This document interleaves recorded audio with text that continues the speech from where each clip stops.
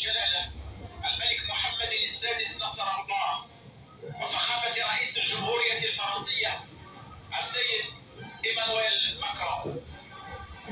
هي علاقات غير عادية، علاقات متفردة لا مثيل لها ومتجذرة في التاريخ، وقائمة على أسس مصالح متبادلة.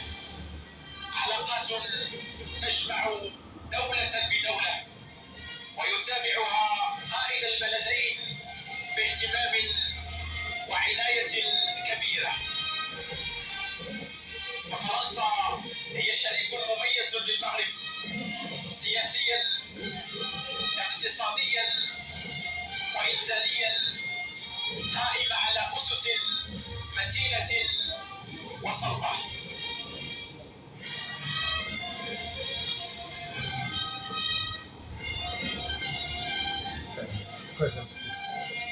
مساحة مشوار القصر الملكي بالرباط للسلام فخامة رئيس والله يشوف الجميع.